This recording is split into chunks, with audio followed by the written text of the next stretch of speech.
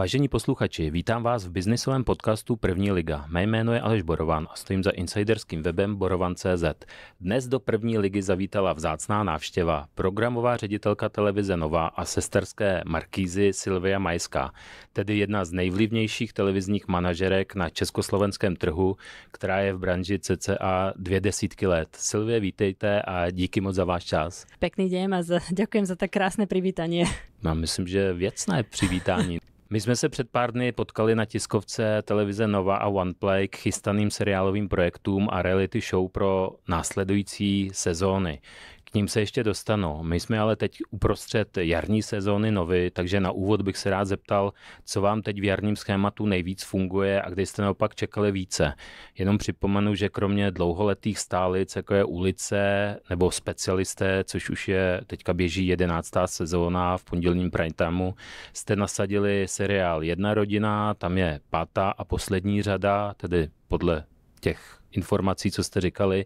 Případy mimořádné Marty, to byla 2. řada a premiérové Vraždy v kraji. K tomu jste nasadili do programu dokureality Extrémní proměny a reality show Survivor Česko a Slovensko 2025. Takže co vám teďka na jaře nejvíce funguje? Jak ste to krásne zosumarizovali, je to až tak na úvod, pak už budu spíš mít ty stručnejší otázky. Jasné, nie, perfektné, lebo je to neuveriteľné, že ja mám pocit, že to bolo teraz, čo sme spúšťali vlastne jarnú sezónu a sústredili sme sa na tie kampane, áno, a už sme tu a už si môžeme nejako spätne pozrieť, že jak nám čo funguje. Čo vlastne nás veľmi pozitívne stále prekvapuje je naša Ulice, pretože tá vlastne slaví 20 let a je neuveriteľné, že tak vlastne dlho vysielajúci sa seriál je schopný stále prilákať k obrazovkám také množstvo divákov a naozaj ten tým Ulice je nesmierne motivovaný a veľmi silno pracujú a makajú na tom, aby boli stále pre divákov relevantní, čo je samozrejme najdôležitejšie, ale veľmi, veľmi ťažké. Takže my sme na nich nesmierne hrdí a tešíme sa, že vlastne Ulice stále je absolútna jednotka vo svojom vysielacom čase. A tá sezóna sa rozbehla veľmi dobre, dovolím si tvrdiť. Naozaj ako vlastne naše programy fungujú veľmi dobre. V podstate pondelok Špecialisty, ak sme si povedali, Jedna rodina, tá sa už útorok, štvrtek, tá sa blíži do finále. Máme vlastne podvečer ešte na Lovu, ktoré funguje vždy skvele. Je to jeden z najobľúbenejších programov portfólia Novy. A uviedli sme Extrémne premeny, čo samozrejme je program, ktorý sme pripravovali veľmi dlho, pretože... Dokureality bych doplňal. Tak, program, kde vlastne účastníci majú 12 mesiacov na to, aby sa pokúsili niečo urobiť so svojou nadváhou a pokúsia sa samozrejme aj o získanie nejakej druhej šance na ten svoj život, pretože väčšina z nich je veľakrát už na nejakej hrane ako keby toho, že tá váha im samozrejme spôsobuje zdravotné problémy. Takže tešíme sa nesmiernemu úspechu tohto formátu. Diváci reagujú naozaj veľmi pozitívne. Evidentně je to téma, které zajímá bohužel teda asi velkou část populace, když to řeknu z toho zdravotního hlediska. Je to tak, je to tak. Samozrejme, že myslíme si, že je to práve aj preto, ale myslím si, že je to aj preto, že to ľuďom dodáva takú nejakú, také povzbudenie a možno takú tú nádej, že to ide. Možno istý aj návod. Takže myslím si, že je to veľmi inšpirujúce a vlastne preto sa tešíme, že môžeme tento program prinášať. A je super, že vďaka tomu sme vlastne mohli spustiť už prípravu druhej řady. Takže tým, že ten program trvá nejakú dobu, tak sa vlastne chystáme už teraz na druhou řadu. To jste mi vystřelil jednu otázku, takže to si tady můžu škrtat. Ale dobrý, já se k tomu ještě přece dostanu. Já jenom trošku zareaguju. Vy jste zmínila tu Ulici, tam je dobré dodat, že vlastně ta Ulice funguje trošku v nové situaci, kdy konkurenční Prima nasadila svůj denní seriál do ne stejného, ale podobného času. Jedná se o sérii Zoo nové počátky, která jde rovněž od pondělí do pátku, takže to je vlastně třeba k tomu dodat, aby jsme jako vlastně věděli ten kontext úspěchu té Ulice.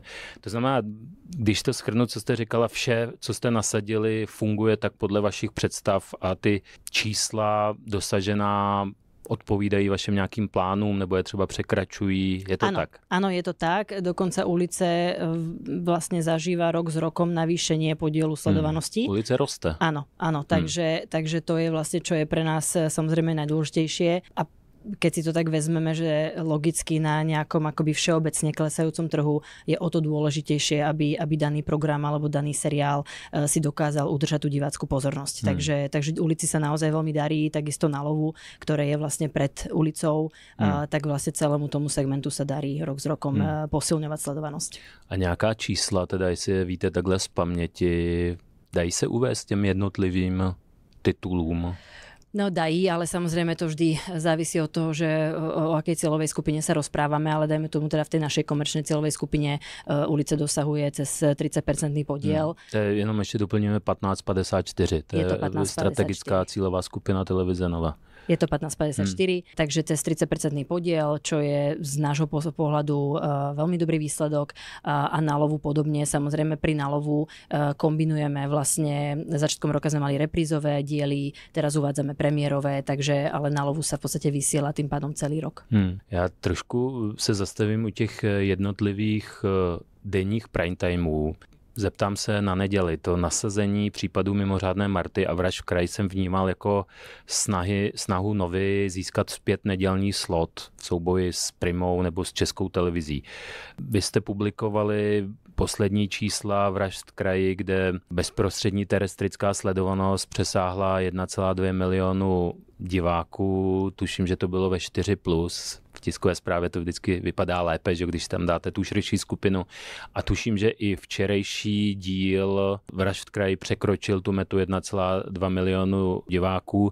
A plus, když se k tomu připočítá odložená sledovanost, tak to číslo snad by překročí 1,4 milionu diváků. To znamená, ta neděle sa vám daří podľa vašich predstav, predpokladám. Je to tak. Naozaj sme si pred nejakou dobou stanovili, že by sme veľmi radi sa pokúsili rozšíriť portfólio vlastne seriálov, ktoré by sa istým spôsobom podobali seriálu Polície Modrava, pretože je to naozaj ikonický seriál televíze Nová, je nesmierne obľúbený, diváci stále píšu dotazy, stále sa k nemu vracajú. My samozrejme s radosťou uvádzame reprízy všetkých sezón, pretože ich diváci dokola radi pozerajú. Takže usilujeme sa o to, aby sme mohli divákom priniesť podobné príbehy a tešíme sa, že presne spomínané prípady mimoriadnej Marty, prípadne teraz novo uvedené Vraždy v kraji, majú vlastne tú ambíciu stať sa seriálmi, ktoré nielen sú obľúbené v tom vysielaní, ktoré uvádzame, ale možno dokonca si ich diváci budú radi pozerať aj do budúcna znovu v reprízach. 1,4 milióna divákov v nedeľu si myslím, že je naozaj fantastický výsledok v prime timeu, presne tak. Prime timeu pri seriáli Vraždy v kraji je fantastický výsledok a sme radi, že tá druhá časť vlastne potvrdila rovnakú sledovanosť z tej prvej, pretože samozrejme niekedy sa stane, že diváci prídu, oskúšajú nový seriál, ktorým ich prilákame samozrejme nejakou kampaňou. Jenom tým, že je to nové, že? Tak, presne. A potom, keď to vzhliadnú, tak majú možnosť sa rozhodnúť, že či je to niečo, čo chcú sledovať. A o to viac je dôležitejšie, že potom diel 2 alebo 3 sú schopné vlastne tú sledovanosť obhájiť a vtedy naozaj vieme, že ten program vlastne doručil to, čo ten divák čakal a že vlastne sa vrátil a je s ním spokojný. Takže logická otázka je, bude druhá řada Vražd v kraji? Ja sa veľmi rada spýtam tvorcov, pretože myslím si, že verím, že už to nejak majú ako namyslené. Samozrejme, že my sme čakali, tak máme za sebou len 2 časti. Vo väčšine prípadov si počkáme, snažíme sa počkať aspoň pár dielov, ale ideálne si uzavrieme vždy nejakú sériu, aby sme si to vedeli vyhodnotiť zo všetkých strán, pretože prirodzene jeden aspekt je sledovanosť, druhý aspekt je potom nejaké ako plány do budúcna, možnosť vôbec výroby, dostupnosť hercov, možno nejaké finančné okolnosti, takže má to veľa parametrov a potom sa snažíme si vyhodnotiť, že či v danom projekte môžeme pokračovať. Ale samozrejme, keď máme takéto divácké hity, tak by to asi bolo nelogické, keby sme nepokračovali. Proto se ptám, jestli už jste nějaké takovéhle myšlenky nebo nějaké takové úkony v tom možném jako pokračování učinili, že jste se, dodejme, že kreativní producentkou v Vražd v kraji je Lenka Santo, kterou jsem tady měl před pár týdny na rozhovoru, ale to jsme ještě jako vlastně nevěděli, jak ty Vraždy v kraji dopadnou, takže jsem se jí na to neptal, ale my už jsme teďka o něco chytřejší, takže se vlastně ptám na to, jestli už s Lenkou jste se o tom bavili, nebo jakožto management Novy to budete chtít jako objednat od těch tvůrců dvojku Vražd v kraji. Áno, my sme samozrejme kontaktovali aj Lenku, aj Pavla Berčika, Ondreja Zimu, pretože... Evolution Films, výkonná produkcia. Presne tak, pretože v prvom rade sme im samozrejme chceli pogratulovať a poďakovať. Zároveň Michal Reitler, ktorý myslím, že už tiež ste sa s ním rozprávali intenzívne o jeho práci. To bylo ale před rokem. To už je jako v životě televize, to už je jako vlastně celá éra. Áno. Tak Michal samozrejme presne tieto veci stráži. To znamená, zaujíma sa o to, že kedy je ten najlepší moment vlastne dané projekty posunúť ďalej do vývoja ďalších řád práve preto, aby sme mali tú možnosť v podstate divákom priniesť pokračovanie v dostupnom čase, pretože ako vieme pri hranej tvorbe to naozaj trvá, kým sa to napíše, pripraví, potom vyrobí, postprodukuje, tak niekedy naozaj sa bavíme o proste 2-3 rokoch, takže musíme naozaj veľmi strážiť ten čas, aby sme príliš veľa neotálali a mali možnosť divákom priniesť pokračovanie, pretože všetci to poznáme, keď čakáme na novú řadu obľúbeného seriálu, ona stále nechodí, aké to vie byť frustrujúce. No, dobře, ale pořádně z toho neuniknete. Vyvíjejí se další díly Vražd v kraji? Je v príprave vykopnutie toho, aby vlastne začali vyvíjať. Áno. Jasne. Vy ste mluvila o tom, že vlastně všechny vaše nebo ty hlavní programové tituly v jarním schématu vám fungují, ale trošku to budu rozporovat. Podíval jsem se na nějaká ta čísla, které generuje Asociace televizních organizací nebo People Metrové měření. A zeptám se konkrétně na úterý a čtvrtek v prime timeu. Tam dobíhá poslední 5. řada Jedné rodiny. Vy už jste tedy oznámili, že je to poslední řada, což taky něco signalizuje. Kdyby tam byly extra super čísla, tak asi neřeknete, že to bude poslední řada. Podíval jsem se, jakou výkonnost má ve stejný čas Prima. Viděl jsem tam, že ty čísla té konkurenční série, což jsou Kamarádi, jak v úterý, tak ve čtvrtek, tak jsou lepší. Teda díval jsem se na cílovku 15+. Vy tam samozřejmě každá ta televize má svůj strategický cíl. Nechci se do toho zanořovat, protože to je velmi komplexní schéma. Ale z mého pohledu ta výkonnost těch Kamarádů je tam vyšší než té Jedné rodiny, že vlastně ta Prima, a teď se neuražte, že tam má jako navrch, tak chci se zeptat, jestli to vidíte podobně, jestli tam vidíte nějakou mezeru a co vlastně s tím budete dělat? Tak, v našej teda cieľovej skupine, to znamená tých 1554, ktoré tu boli spomínané a je to vlastne komerčná cieľová skupina, je to cieľová skupina divákov, na ktorých cieľa naši inzerenti, tak v tej Jedna rodina má vyšší podiel sledovanosti ako spomínaný konkurenčný projekt, ale každopádne to asi nie je tá téma. Samozrejme, že my sme vlastne minulý rok, je to v podstate tým pádom už viac ako rok, keď sme v druhej polke jarnej sezóny, začali uvádzať Jednu rodinu 2-krát do týždňa, čo sa nesmierne vyplatilo, pretože to ukázalo na ten samozrejme nejaký trend toho, že diváci radi sledujú tieto dlhobežiace seriály útorý a štvrtek. Je tam naozaj veľký prekryv rovnakých divákov, ktorí sa pozerajú na televíziu v útorok a štvrtok večer.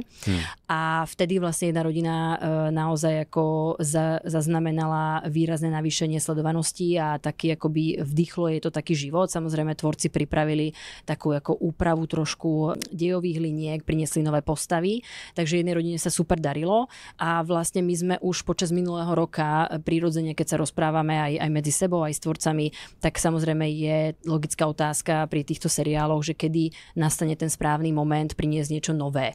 My dlhodobejšie, aby sme mohli niečo nové pripraviť, tak musíme sa o tom rozprávať prirodzene. Takže áno, teraz možno tá sledovanosť nie je až tak silná, ako bola minulý rok, ale zároveň stále v podstate pre nás vlastne v tej cieľovej skupine, na ktorú my sa sústreďujeme, stále vyhrávame vlastne večer, aj útorok, aj štvrtok a o to viac vlastne sa sústreďujeme na to, že na podzim prinesieme nový seriál. Takže je to vlastne všetko v rámci nejakých našich plánov a teraz bude samozrejme najdôležitejšie, že či divákov ten seriál osloví a či sa nám podarí v podstate v útorok a štvrtok našlapnúť zase novú éru nového príbehu. Aha, takže na podzim teda ve stejné časy, úterý a čtvrtek v prime timeu, tu Jednu rodinu nahradí nový titul. Neuděláte tam jednu sérii v úterý a jednu ve čtvrtek. Bude to zase frekvence 2 díly za týden. A dá se k té novince něco říci? Myslím, že je to ešte predčasné, ale už naozaj veľmi brzo ohlásime viac detailov, pretože samozrejme, ako ste povedali, ide to strašne rýchlo ten čas, takže naozaj podzim je tu za chvíľku, takže my už teraz chystáme všetky informácie a budeme včas informovať, ale je to naozaj pecka, takže verím, že to zaujme. Jasne. Já totiž možná nějaké informace mám o nějaké připravované novinky, ale samozřejmě tyto otázky si nechám do placené sekce do druhé části podcastu, takže k tomu se ještě dostaneme. Pojďme teda na tu středu. Vy jste už tady zmínili ty extrémní proměny poslední týdnu nebo minulou středu. Díval jsem se na čísla, mělo to sledovanost přes 600 000 diváků v 15+, což je vynikající číslo na doku-reality a vlastně třeba tenhle titul přeběhl nabídku Primy, což tam je teďka seriál Hrdina. Vy už jste vlastně naznačila, že připravujete druhou řadu, můžete k tomu říci něco více, kdy ji nasadíte? Bude to tedy taky na podzim ve středečním prime timeu, nebo si necháte chvilku jakoby pauzu, aby si diváci odpočinuli v úvozovkách a zase to nasadíte v jarní sezóne 2026. Ako som spomínala, toto je taký špecifický formát v tom, že samozrejme trvá nejaký čas, kým dáte dokopy vlastne tých účastníkov. A potom je to 12 mesiacov, ktorý čas tí účastníci vlastne majú na to, aby potenciálne vlastne schudli. A potom ešte potrebujete nejaký čas na postprodukciu. Takže príprava tohto formátu je naozaj veľmi dlhá. Takže keď si to tak nejak odpočítate spätne, je to už hodne dávno, kedy vlastne Nova sa rozhodla vložiť tú vieru v to, že takýto typ programu osloví divákov. A zároveň vo väčšine prípadov sa snažíme samozrejme počkať na čísla sledovanosti pre vyhodnotenie toho, či je to má alebo nemá zmysel pokračovať. A zrovna pri tomto projekte sme boli odvážni a povedali sme si, že ak to zafunguje, tak si myslíme, že by bola hrozná škoda čakať takto dlhú dobu, kým prinesieme divákom pokračovanie a prinesieme im nové príbehy. Takže vlastne už teraz sme vo výrobe, takže vďaka tomu vlastne budeme môcť takže vďaka tomu budeme môcť divákom priniesť ďalšiu řadu vlastne už příští rok. Na jaře. Takže bude tam tá podzimní pauza, tam bude. To určite, ako som spomínala, naozaj ono to trvá veľmi dlhú dobu. Máme vlastne veľmi skúsený výrobný tím, ktorý v podstate stál aj za výrobou tých slovenských častí, takže mali ako veľmi silnú skúsenosť, ale aj tak proste ten čas je neúprosný a fyzicky je potrebné samozrejme na natáčanie nejaká doba. Takže myslím si, že aj to, že vlastne budeme môcť divákom priniesť příští rok nové časti, je vlastne skvelá informácia, pretože keby sme čakali na výsledky sledovanosti, tak by sme sa naozaj potom rozprávali až o 2 roky později. Jasne, takže ste vlastne od začátku vsadili na 2 řady. Tak. Ještě vy jste zmínila slovenské části, to znamená, to se vyrábí paralelně pro Novu a Markízu, nebo diváci na Slovensku a v Česku vidí to samé? Dajme tomu, ten základný tím je vlastne rovnaký, čiže je tam rovnaká kreatívna producentka na strane vlastne producenta externého a vlastne samozrejme zdieľa sa to know-how, ale tie štáby sú samozrejme český a slovenský. Asi by sa to nedalo kapacitne úplne ako mať len jeden tím, ale je to tak, pretože na Slovensku vlastne pripravujeme nové časti. Tie v podstate budeme uvádzať příští rok na podzim. Takže áno, určite je tam nejaký ako crossover paralelnej výroby tohto projektu. Na Slovensku ten projekt funguje už niekoľko rokov.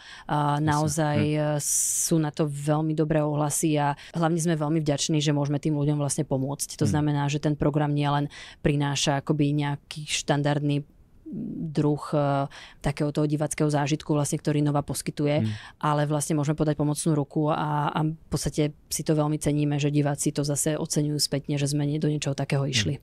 To znamená, vy ste prenesli formát úspešný na Slovensku na český trh. Je to tak. Je to licenční formát? Je to licenční formát. A dá se jmenovat ta původní věc, nebo kdo ji vyrábí? Volá sa to, je to vlastne Extreme Makeover Weight Loss Edition, sa to volá po anglicky. A my sme vlastne na Slovensku boli primárne inšpirovaní tými americkými časťami, ktoré vlastne ako tréner robil Chris Powell. Neviem teda, či ho poznáte, ale je to taký ako známy tréner. Je to už dávno, samozrejme, keď sme to na Slovensko priniesli a my sme vlastne pôvodne na Slovensku vysielali tie americké časti a diváci nimi boli tak vlastne nadšení, že sa nám podarilo vlastne Chrisa Powella doniesť aj na Slovensko a bol okolo toho naozaj veľký taký humbuk, ako to my hovoríme, že sme sme si vlastne uvedomili, že možno diváci by stáli o slovenskú verziu, ale v tej dobe vlastne Markiza ešte neinvestovala tak veľa do takýchto typov formátov. Ale predsa len sme do toho išli a tie ohlasy boli neskonale pozitívne. Takže nám to potom časom dodalo samozrejme odvahu zvážiť to aj v Čechách.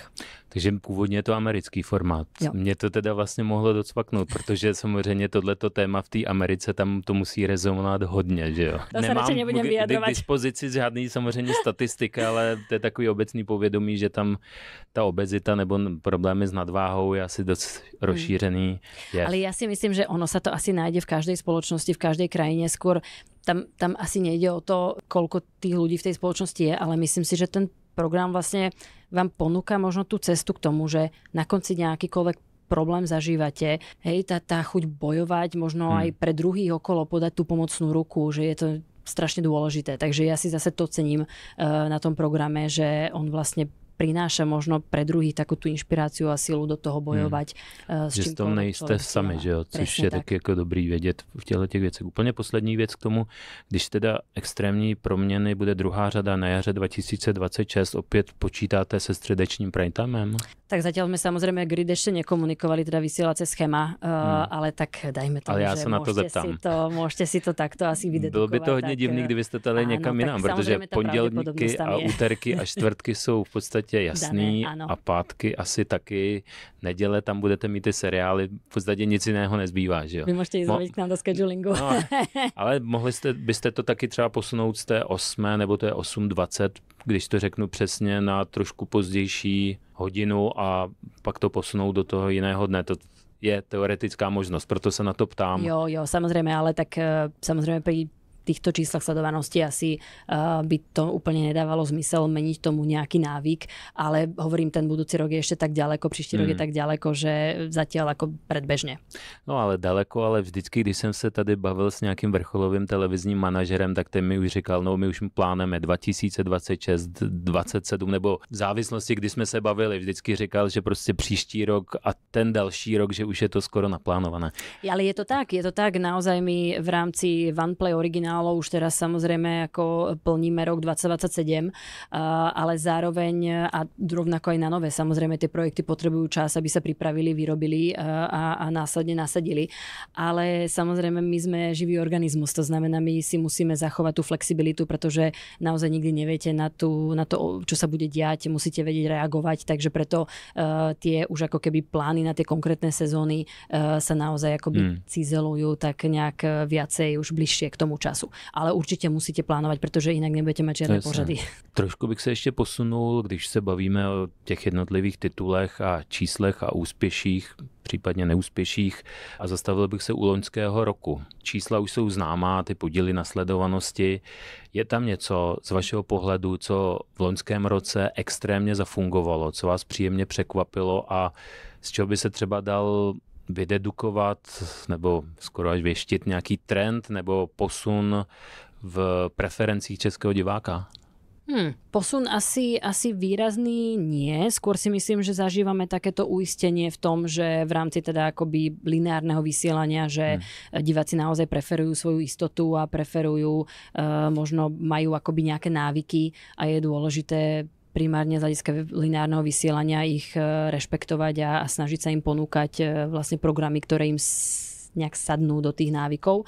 Takže my sa skôr snažíme naozaj upevňovať naše vysielacie schéma a tým pádom v pondelí ponúkať kriminálne seriály, v úterý, štvrtek tie dlhobežiace vlastne vzťahové, rodinné seriály, presne tak. V stredu máme rôzne reality, dokureality. Takže snažíme sa, aby ten vlastne náš divák alebo akýkoľvek divák, ktorý má chuť si niečo u nás pozrieť, aby vlastne rozumel, že čo si ktorý deň môže u nás nájsť. Takže z tohto hľadiska nám to len potvrdzuje tie istoty, ktoré nejako vnímame. A čo nás veľmi príjemne prekvapilo je už, čo som spomínala, vlastne tá seriál Jedna rodina, ktorá naozaj ako začiatkom minulého roku. Ale tak končí. No samozrejme, ale pýtate sa na loňský rok, takže rekapitulujem. Takže ktorá vlastne naozaj veľmi krásne nabehla v podstate úvodom roka do silnejšej sledovanosti. No a samozrejme, že čo nás veľmi tešilo na podzim je kriminálka Anděl, ktorá vlastne ako keby mala už druhý podzim po sebe, kde sa vlastne vrátila po nejakej dlhšej pauze a sme veľmi radi, že sme toto rozhodnutie urobili, pretože dlho sme diskutovali, že či je priestor a čas vrátiť Kriminálku Andiel a nakoniec fakt sa to vyplatilo a diváci vlastne nám dávajú veľmi pozitívnu spätnú väzbu, baví ich to sledovať, takže to je veľmi dôležité. Samozrejme minulý rok bol hodne ovplyvnený športami, bolo vlastne majstrovstvá sveta v hokeji v Čechách, presne tak, potom olympiáda, takže bolo toho veľa. Takže naozaj ten rok bol vlastne športovo nabitý, čo samozrejme nás ovplyvňuje, ale ako celkovo ten rok samozrejme hodnotíme veľmi pozitívne a je výborné, že vlastne tie formáty sa vracajú do vysielania, či tento rok, či příští rok, podľa toho, kedy vlastně zažijú svoje pokračování. A když jsem se zeptal na ty trendy, třeba dá se mluvit o nějakém posunu v preferencích obsahu? Je tam něco, co třeba jste zaznamenali, protože vy určitě disponujete nějakým rozsáhlým výzkumným aparátem, máte k dispozici spoustu dat, ať už z terestriky nebo ze streamingu. Mění se nějakým způsobem, nebo změnil se loni a po případě na začátku letošního roku nějakým způsobem vkus českých diváků, co by bylo vysledovatelné, co by bylo znatelné? Ja teda osobne nevnímam vyslovene, že zmenu. Myslím si, že tie všeobecné trendy samozrejme platia. Je to skôr o tom, čo a kde divák vyhľadáva. To znamená, že u nás je veľmi dôležité, ako som spomínala, v podstate v lineári ctiť nejaké tie istoty, ktoré diváci u nás vyhľadávajú a ísť im samozrejme nejak po vôli. A zároveň ten streaming zase ponúka neskonalé množstvo vlastne rôznorodého typu obsahu, ktorý následne si vedia vlastne pozrieť, kedy im to vyhovuje v čase, v dni, v nejakom štýle konzumácie, ktorý im vyhovuje. Takže myslím si, že je to naozaj skôr o tom, že o aký typ diváka ide a zároveň vlastne čo v danom momente chce alebo potrebuje sledovať, či niečo rýchlejšie a chce si sám vybrať, alebo chce len proste byť bavený a skôr pasívnejšie a zapne si v podstate televíziu. Takže myslím si, že v tomto nedošlo k nejakej extra ako revolúcii, skôr stále platí tá evolúcia. Presne tak. Ale vy ste mluvila nejaké obsahové jistoty a to v prípade nově co? Teda to sú kriminální seriály, ano. Rodinné seriály. Áno. My samozrejme televízia Nova cieli na mainstreamového masového diváka a tam stále platí, že presne vyhľadávajú kriminálne seriály, ale skôr by som povedala možno detektívne, to znamená niekde im vyslovene niečo hrozí, ale v podstate prípady, ktoré sa uzavrú a skončia istým spôsobom, ukončia sa. Zároveň odľahčené žánre, rodinné žánre, vlastne ľudia vyhľadávajú zábavu, takže toto stále platí v rámci ako lineárnej televízie. Samozrejme, čo vnímame na streamingu a na čo sa sústreďujeme s OnePlay originálmi je kvalita. A teraz presne ste spomínali v úvode tú tiskovku, ktorá prebehla v podstate minulý týždeň. Je to minulý týden. Minulý týden ve čtvrtek. Dneska máme 28. dubna a tá tiskovka probehla 24. dubna. Tak, ďakujem veľmi pekne. Ešte si to pamatujem. Tak tam krásne bolo vidieť vlastne, myslím, že to tam aj zaznelo, že OnePlay a tým pádom aj Nova naozaj usiluje o quality TV, tam zaznelo, čiže o kvalitný obsah pre českého diváka. A my sme vlastne nesmierne vďační, že môžeme pracovať s tými najlepšími, ktorí majú záujem robiť nielen divácké veci, ale aj kvalitné veci. Je to určitě správná cesta z hlediska českého diváka, to potvrzuju, je to dobře, že se o tohle snažíte. A já se ještě trošku zůstanu u toho minulého roku a vypíchnu tam jedno pro mě teda překvapení a to byl seriál Záhadné případy. Ten šel v nedělním prime timeu a je to kategorie, která je, nebo žánr na českém televizním trhu dost vzácná a výjimečná, pokud se bavíme o originálních tuzemských seriálů. Je to vlastně, dalo by se říct, mystery, kriminální seriál, řeší se tam nějaké případy a vždycky tam hraje roli něco, co by se dalo označit jako nadpřirozeno. Vlastně úplně explicitně to tam jakoby naznačeno není. V hlavní roli tam hraje Miroslav Donutil a když jsem se díval na ty čísla, tak byl jsem překvapen. No, nevím to takhle úplně přesně z hlavy, ale vím, že ty první díly se pohybovaly snad nad 1,1, 1,2 milionu diváků. Vím, že to určitě bylo přes milion. Ano. Jak vy jste se dívali jakoby na to, jak ty diváci vlastně tuhle nabídku přijali? Ja vám rozumiem, že vlastne asi sa snažíte povedať, že keď spúšťame seriál ako napríklad teraz Vraždy v kraji, tak možno vám príde akoby prirodzenejšie očakávať presne tú divácku bázu cez milión ako pri takomto žánri. No samozrejme, my sme neskonale vďační, že sa seriálu zadarilo, ale áno, keď sme sa o ňom rozprávali, tak nie je to, ale zase pri žiadnom projekte to nie je vždy jednoznačné, či úspeje alebo neúspeje. My sme samozrejme veľmi radi, že pán Donutil teda do toho išiel. Myslím si, že tomu vdýchol absolútnu jedinečnosť a stojí za tým super tým. Takže diváci na to fakt dobre reagovali. Že musím povedať, že tie ohlasy, presne ako hovoríte, tá téma je špecifická, ale myslím si, že tvorci sa im podarilo vlastne nenútiť akoby divákom nejakú cestu alebo nejaký typ pravdy, proste nechali to na divákoch a vlastne tie príbehy a prípady boli vystavané ako veľmi, veľmi dobré. Takže áno, tento seriál sme uviedli vlastne v 4. kvartáli na podzim, teda nedeľným prime time, presne tak a tešil sa naozaj veľmi ako veľkému záujmu. A podle mých informací bude druhá řada. Tak áno, máte dobré informácie, pripravujeme. Je to i logické, ale člověk si to pak i ověří tím, že se baví s příslušnýma lidma, aniž bych jmenoval. Takže bude druhá řada a výhledově, kdyby to tak mohlo být 2026 podzim nebo ještě dál?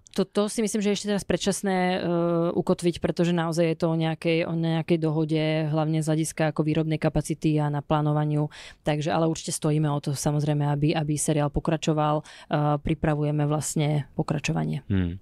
Teďka možná to bude trošku taková širší otázka, za to se možná omlouvám, ale schválně to tak vlastně budu formulovat.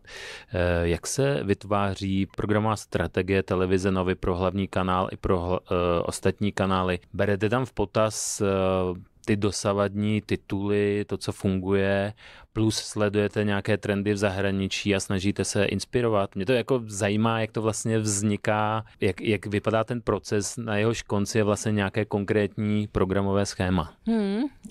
Áno, tak ten proces je hodne komplexný a taký akoby stále vyvíjajúci sa. U nás je najťažšie si niečo ako vtesať do kameňa, pretože my sa dennodenne učíme sa zo spätnej väzby od našich divákov, učíme sa samozrejme od nejakých dát z hľadiska čísel sledovanosti a nejakého chovania sa divákov. A funguje to samozrejme tak, že vychádza to z nejakej akoby základnej stratégie danej stanice, pre ktorú tú stratégiu staviate a potrebujete zaujať nejaký typ diváka v nejakej cieľovej skupine, v nejakom množstve a budujete potom to schéma. Samozrejme pri lineárnom vysielaní, pýtali ste sa na Novú, tak musíte zaplniť 7 dní v týždni, nejaký počet týždňov z roka, máte samozrejme na to nejaký finančný rozpočet a snažíte sa to rozhadzovať v podstate do tých časových, to voláme sloty, čiže sú to vlastne časové pásma, nejaké hodiny, kedy tie programy uvádzate. Logicky sa snažíme čo najväčšie investície dať do časov, ktoré poskytujú čo najväčšie množstvo divákov, aby tam sme vlastne vysielali tie najväčšie projekty. Myslím si, že v Čechách voláme to taký ten peak Total TV, to znamená, že v čase, kedy je pred obrazovkami čo najväčší počet divákov v Čechách je, myslím si, že okolo 2045 cca, nemám najaktuálnejšie číslo, ale bolo to tak nejak. Prime time, takže je to prirodzene prime time, presne tak. Takže vlastne staviate to od toho, čiže okolo toho času, okolo tých časov, kde je najviac divákov, sa snažíte samozrejme v prvom rade tie zaplniť a potom tie zvyšné časy plníte podľa možností, podľa návykov a prirodzene vyhodnocujete, ak vám niečo funguje, snažíte sa v tom pokračovať, prípadne to vylepšovať a ak vám niečo nefunguje, tak potom logicky hľadáte nejaké náhrady. Pryč s tím. Tak. Jasně, ale třeba to zahraničí, inspirace, tam prostě určitě musíte sledovat, co se děje na zahraničních trzích a zkoušet to nějakým způsobem přenést na tu zemský trh, předpokládám. Jednoznačne, tak samozrejme snažíme sa sondovať nové formáty, nové trendy, nové show, pozeráme sa na ten kontext, prečo na danom teritoriu fungujú, nefungujú, na akom type stanice sa pohybujú, prípadne či to je streaming, či to je lineár, aký je to trh, takže ako samozrejme ako sledujeme zahraničie, ale potom hodne sledujeme aj domáci trh, pretože prirodzene ako vysielame. Konkurenci teda? aj celkovo proste našich divákov, ako reagujú, o čom sa rozprávajú, čo ich zaujíma. Je to nesmierne dôležité, pretože pre nich vysielame, takže tá divácka spätná väzba je vlastne pre nás absolútne kľúčová. Děláte si nějaké speciální výzkumy ohledně diváckých preferencí? Já nevím, asi u nějaký externí agentury předpokládám. A jak to vypadá, na co se ptáte? To je strašne široká otázka, pretože to závisí. Omlouvám, je to dobrá otázka. Mimo. Jasné. Zajímalo by mňa to hodne teda. Určite. No, závisí od toho, že čo konkrétne sa snažíme zistiť. Keď sa jedná o akoby nejakú všeobecnú situáciu, tak samozrejme pracujeme vždy s externými agentúrami a snažíme sa možno pochopiť, že ako sa český divák správa, čo ho zaujíma, čo potrebuje. Možno teraz sme zrovna analyzovali nejakým spôsobom vlastne, že prečo v isté momenty, aj keby možno televíziu zapnúť mohol, ju nezapína. Takže to sú všetko vlastne otázky, ktoré nás samozrejme zaujímajú.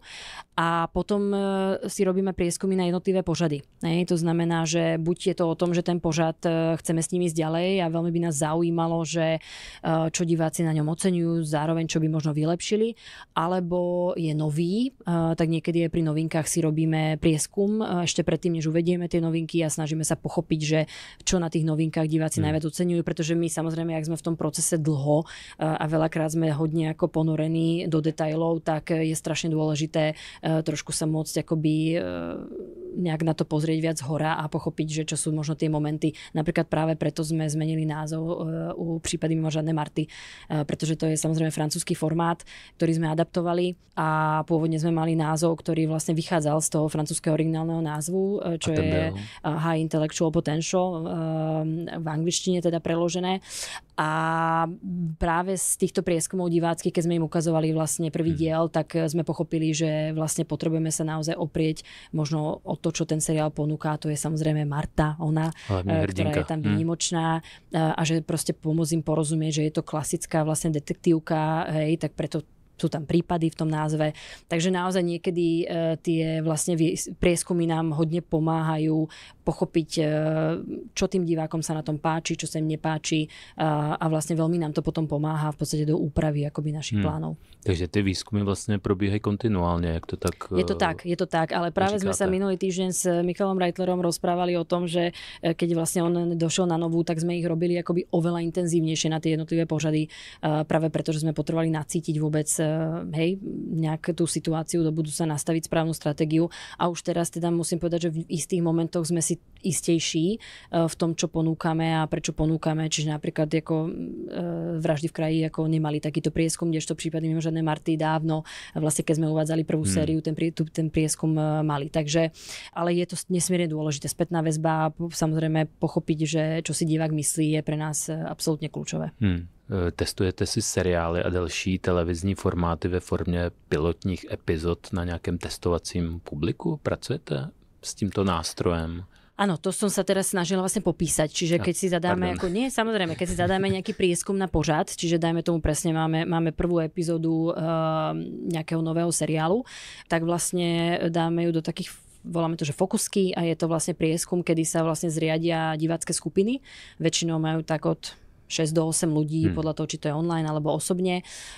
Samozrejme rôzne namixované, väčšinou sú cca 3-4 tie skupiny a samozrejme sú moderované a je to potom otázka nejakého vyladenia sa so zadávateľom, teda s nami, že čo potrebujeme zistiť, na čo sa chceme spýtať. Väčšinou tí tvorci majú možnosť samozrejme live nahliadať na tie fokusky a navnímávať vlastne naživo spätnú väzbu od divákov, prípadne sa aj dopýtať vlastne možno cez toho moderátora, keby ich ešte niečo tam napadlo alebo zaujímalo. A to je väčšinou potom doplnené ešte nejakým online prieskumom kvantitatívnym, to znamená, urobí sa dotazník, zase je to v závislosti od toho, čo to je a jak je vlastne akoby nasetapovaný ten prieskum a ten sa rozpošle potom nejakému množstvu respondentov. Takže väčšinou, keď robíme nejaký prieskum na jednotlivé pořady, tak sa skladá z týchto dvoch častí, čiže kvalitatívna, čo sú tie rozhovory a kvantitatívna, čo sú potom nejaké dotazníky. Takže se takhle snažíte eliminovat případnou sázku na nějaký seriál, který by nezarezonoval u publika. Došlo třeba na základě toho pilotního dílu v nějakém případě k zastavení projektu? Což je dost teda asi extrémní věc, protože už jsou nasmlouvaní tvůrci, herci ale došlo někdy k takhle extrémnímu rozhodnutí, po případě k nějakému úplně přepracování toho projektu. Co se dá říct? Já vím, že ty televize moc nechtějí komunikovat, kde třeba někde šlápli trošku vedle, ale já si myslím, z mého pohledu to je prostě součást procesu. Určitě. Nikdo není neumylný a naopak těma chybama se člověk učí a může generovat lepší rozhodnutí nebo řešení. Tak se ptám, jestli jste v nějakém případě takhle jste si řekli, no, tak to opravdu není ono a radši to pojďme zastavit, než bychom dali jakoby do vysílání nebo do streamingu něco, co by nefungovalo. To je velmi dobrá otázka. Celý rozhovor uslyšíte na platformě forendors.cz/první liga, kde se dozvíte mnohem víc.